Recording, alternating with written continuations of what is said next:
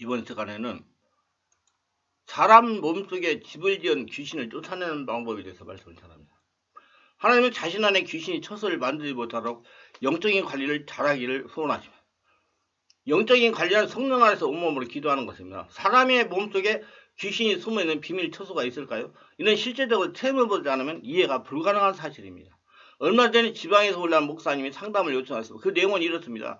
내 뱃속에서 조그만한 것이 돌아다닙니다. 그러면서 기도가 잘 되지 않고 의지가 약해지는 것 같습니다. 분명하게 내 안에 귀신이 있는 것 같습니다. 제가 누구라고 성령 임재를 주고 안수를 했습니다. 그러자 배에서 뿔룩뿔룩하는 조그만한 것이 드러나는 겁니다. 예수님도 귀신의 경관전을 파괴될지어다 더러운 귀신은 떠나갈지어다 대장신 앞서 나올지어다 하고 30분간 대적하여 죽기로 했으나 우물을 토하면서 귀신이 떠나갔어. 그러자 조그만한 덩어리가 없어졌습니다.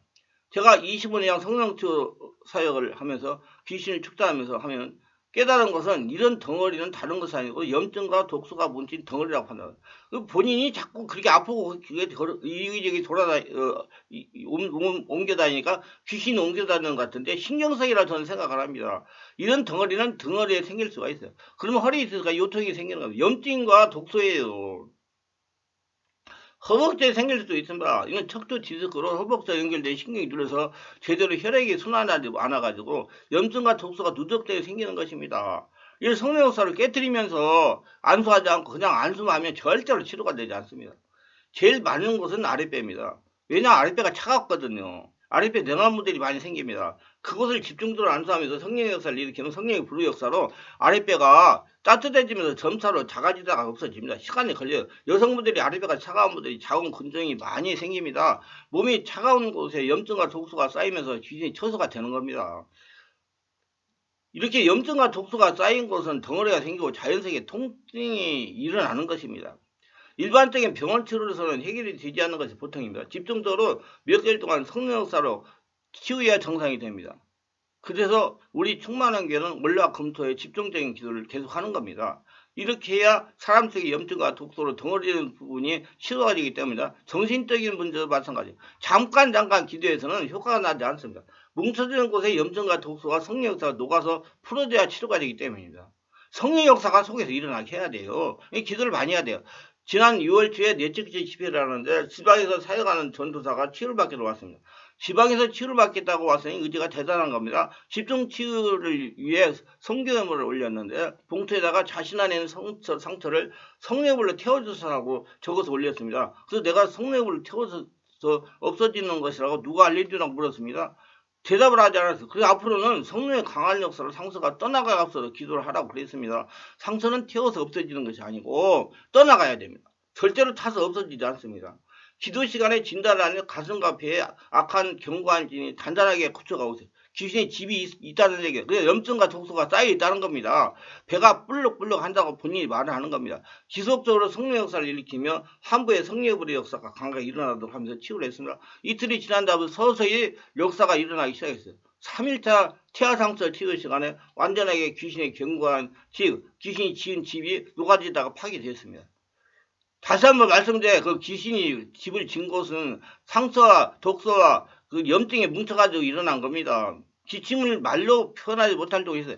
가슴에서 배에서 뭉쳐지는 염증과 독소가 녹아지면서 더러운 것들이 토해지면서 기침을 하면서 떠나갔습니다. 제가 성령님에게 언제 이것이 들어와 가슴과 경관들을 그쪽에서 물었더니 성령 인도 없이 인간적인 방법으로 귀신을 쫓아내려고 사역을 할 때 피곤할 때 스트레스 쌓일 때 그때 들어와가지고 집을 졌다는 것입니다.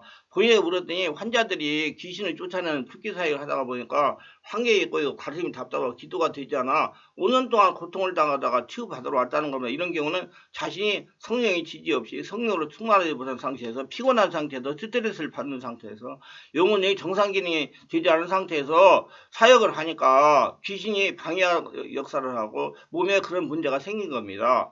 제가 앞으로는 자기 관리를 하면서 사역을 하고 당부를 했어요. 한 번은 이런 일이 있었어요. 있었습니다. 지방에서 올라온 성도인데 분명하게 영적인 존재가 장악하고 있어서 상당히 오랫동안 안수를 했는데 꼼짝을 하지 않습니다. 갑자기 성령께서 배를 만져보라 하시면 그래서 배에다가 손을 얹지 성인 주먹보다 큰 덩어리가 잡힙니다. 살짝 누르니까 아프다고 악 하면서 소리를 지르면 제가 직감적으로 염증과 독소가 뭉쳐진 귀신의 집이라고 손을 대고 상처가 같이 형성된 귀신의 집은 에시드 몽환이 파괴될 줄 아니까 성도가 숨을 몰아기 시작을 합니다. 조금 있으니까 기침과 가리가 나오면서 귀신이 떠나가기 있어요. 집이 없어지기 시작했어요. 이러다 귀신의 집이 파괴되지 않으면 귀신이 떠나가지 않는다는 겁니다. 이거 통증이 없어지지 않아요. 뭐 많습니다. 다리에도 있고 여러 허벅지에도 있고 많습니다. 이런 경험을 보아서 알 수 있는 것은 사람의 몸속에 귀신의 비밀 처수가 있습니다. 근데 그것은 염증 독소가 몰려가지고 생기는 거예요. 이걸 인정해야 귀신부터 해방을 받을 수가 있어요. 이는 정말 이해하기 힘든 일이지만 이해해야 됩니다. 이거 병원 치료로서 안 돼요. 영적 세계는 사람의 이론의 지식으로 이해가 불가능하기 때문에 반드시 실제로 체험해 보아야 이해가 가능한 것입니다. 영적인 세계는 참으로 이해하기 힘든 일이 많이 있습니다. 안 보이기 때문에 심하게 귀신이 되면 정신병자 같은 증상을 나타냅니다. 사람의 몸에 강하게 뭉쳐진 귀신의 집 또는 귀신의 경관지라는 말을 성경에 구체적으로 언급하고 있지는 않지만 귀신들이 사람의 몸에 무리를 지어 한 곳에 모여있기 때문에 이렇게 표현한 것입니다. 염증과 독소가 뭉쳐있는 곳에 모여있기 때문에 표현한 것입니다. 귀신을 내어쫓기 위해서 명령해야 됩니다. 그러나 이 명령은 단순하지만 않습니다. 주어진 능력의 한계와 상대방의 능력의 어짜에 따라서 적용이 매우 달라집니다. 즉 상황마다 적용법이 달라진다는 것입니다. 단순히 명령만 하면 모든 귀신이 쫓겨나가는 공식적인 것이 아닙니다. 순간순간 성령과 교통하며 내 말을 듣고 명령하고 행동해야 됩니다. 귀신은 사람의 몸에 들어와 그를 점령하면 벌집을 짓듯이 귀신의 견고한 진을 만들기 시작합니다. 그게 염증 독소가 몰리는 거예요. 이 기간에 사람에 따라서 귀신의 능력에 따라서 다르기 때문에 보통 1년에서 2년 정도 걸립니다. 3년 정도 되면 귀신의 집 견고한 진은 달걀 크기 정도로 자랍니다. 귀신이 들어온 숫자에 따라서 귀신이 경과한 얘기 크게 다릅니다. 자꾸자꾸 염증과 독소가 쌓이니까 자꾸자꾸 숫자가 늘어나는 겁니다. 그러면 절대 병원 치료로 해결 안 돼요. 침을 맞아도 해결 안 됩니다. 숫자가 많으면 직경이 20cm 정도 크기로 있어요. 귀신 숫자가 10개 이하면 달걀 크기로 정도. 귀신이 경과한 집을 지으면 그 힘이 강해집니다. 그리고 집이 파괴되지 않으면 절대로 떠나가지 않습니다. 귀신을 내쫓기 위해서는 귀신의 경과한 집을 파괴하는 일부터 해야 됩니다. 명령한 그 경관 속으로 숨어버립니다. 그러면 여기는 귀신 쫓겨나는 것 같습니다. 근데 이건 전문적인 사역자의 임상적인 경험이 있어야 그걸 파괴시킬 수가 있습니다. 저는 그 매시 25년 사역을 하는 동안에 그걸 터득해가지고 그 집을 파괴하는 방법을 알고 있어요. 근데 이거 설명을 하면 몇 시간 걸리니까 얘기를 할 수가 없죠. 환자도 귀신도 자유를 얻는 것처럼 느끼면 그러나 귀신의 집은 파괴되지 않은 상태에서 나타나는 모든 현상은 속임수입니다. 귀신의 견고한 집은 주로 배에 있습니다. 명치 끝에 많이 뭉쳐있어요. 허리에도 있는 경우에 그러면 허리 디스크, 척추 협착증이 생깁니다. 손을 대지 못할 때 통증을 느끼는 어떤 분은 가슴에 갈비뼈 밑에 뭉쳐있는 분들도 계셔요. 특이한 것은 본인은 통증으로 고통을 당하는데 병원에서 CT를 찍어도 MRI 검사를 해도 나타나질 않습니다. 병원에서 원인을 알지 못합니다. 아프기는 지독하게 아픈데 나타나지 않습니다. 나타나지 않고 원인을 찾지 못하니 불치병이라고 합니다. 이 귀신의 집은 단기간에 치유되지 않습니다. 덩어리가 뭉쳐 집을 짓기까지 상당한 오랜 기간이 흘렀기 때문에 그만큼 치유 시간이 걸립니다. 집중적으로 2, 3일 성령 역사를 체험하면서 치유하면 부서지기 시작합니다. 성령 역사로 견고한 진이 파괴되어도 일정 기간 동안 통증은 남아있는 것이 보통입니다. 지속적으로 성령의 불을 집어넣으면서 집중 치료를 해야 됩니다.